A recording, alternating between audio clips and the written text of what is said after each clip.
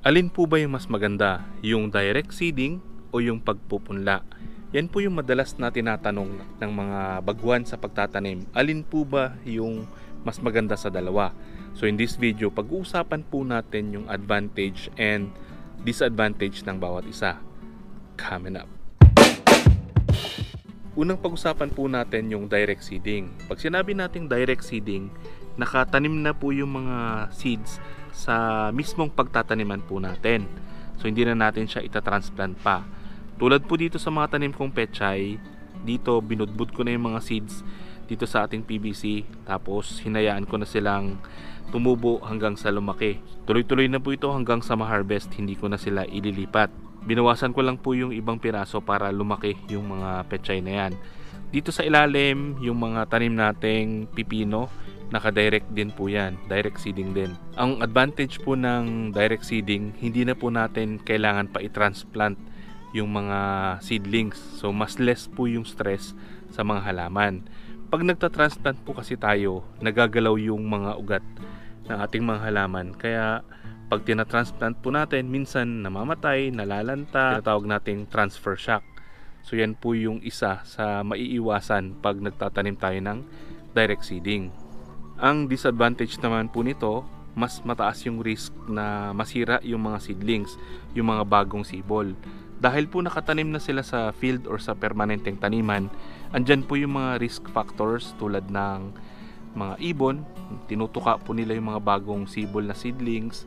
Tapos andyan din po yung mga langgam, yung mga snails.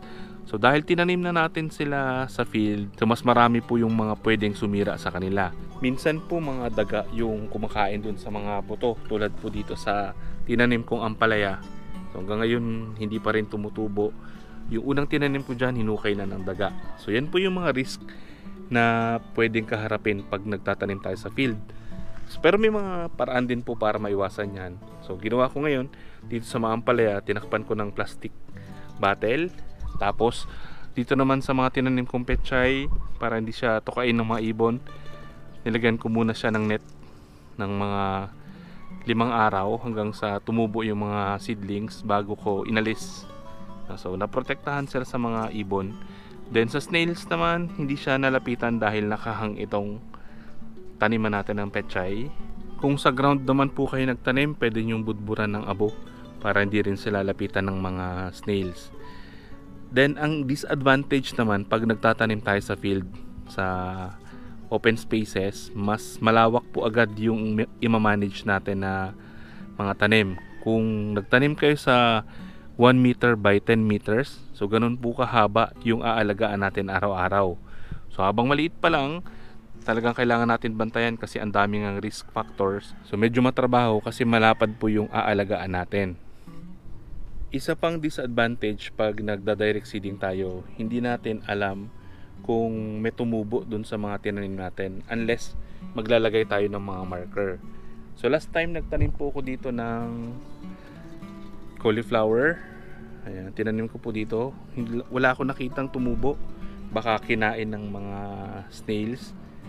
Kaya gagawin ko, ipupunla ko na lang yung mga cauliflower, pati po yung mga ibang seeds para palakihin muna sa seedling tray. Pagka malalaki na, saka ko itatanim dun sa mga bakanting spaces dito sa aking backyard kitchen garden. Sa pagpupunlaan naman, ang advantage naman po nito, sa una, mas maalagaan natin yung mga seedlings kasi controlled po natin yung environment. Maliit lang po yung area. Kung seedling tray yung inyong pagtataniman, napakaliit lang. So mababantayan po natin yung mga seedlings, mas mapapatubo natin ng maganda. And maiwasan po natin yung mga risk factors tulad ng pagtuka ng ibon, paghukay ng daga, pagkain ng mga snails sa seedlings. So mas less po yung problema na yon. So pag transplant natin, meron tayong risk naman pagdating sa transfer shock. So pwedeng malanta or mamatay yung mga tinatransfer natin. Pero may mga paraan naman po doon kung yung pagtataniman natin itong seedling tray. So kapag malaki na yung seedlings, ito po, isang cell na yan, nakapaikot po dyan yung ugat kasama yung lupa. Tusukin nyo lang sa ilalim, buo po yan maaalis, mas madali natin siya maita-transfer, mas less po yung transfer siya kasi nga hindi po napuputol yung mga ugat.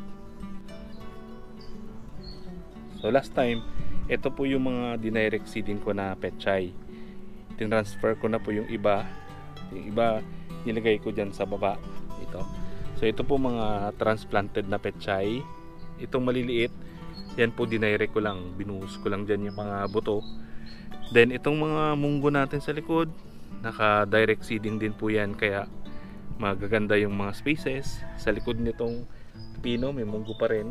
Kasi yung purpose natin dyan, para tumaba yung lupa. Dahil mga legume plants po yan eh.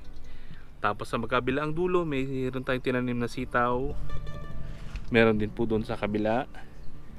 Then nandito na yung ating pipino, medyo malalaki na. Matataas na. Doon sa kabila, yung pipino natin doon sa gitna, may mga bulaklak na. Pero ito, nagsisimula pa lang magbulaklak.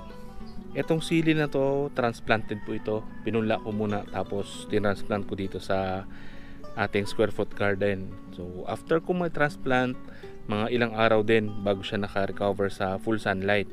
So nilagyan ko pa siya ng cover. Tapos pagdating ng tanghali, pag sobrang init, tinatakpan ko dahil nalalanta po yung tanim na to. So yan yung risk pagka nagta-transfer tayo, no? Hindi tayo nagtatanim ng direct. Hindi tulad dito sa pipino. So ito po naka-direct din sa field. Direct seeding din siya. Kaya tuloy-tuloy po yung kanyang paglaki. So yan, medyo nagbubulaklak na at mataas na rin yung naakyat niya sa ating trellis. Then itong okra naka-direct seeding din. Kung makikita po natin, payat, mahahaba. So yan din yung isang risk pag nag-direct seeding tayo. Dahil po malilim dito sa area na to. Dahil natakpan siya ng pipino. Ayan, medyo payat at mahahaba yung tanim nating okra. Then dito naman sa kamatis, ito po naka-direct seeding din yan. Ayan, magaganda yung tubo, malalaki. So hindi na natin kailangan pa i-transfer. So maganda tong pagtubo nito. So may katabi na rin itong ating cherry tomato. Ito po yung mga kamatis na malalaki. So hindi lang cherry yung ma-harvest natin dito sa ating garden. Itong mga petchay, transplanted din. Itong dahon ng sibuyas, naka-transplant din po ito. Tapos itong siling haba, yan, nilipat ko lang po ito ng tanim. Actually galing siya sa container.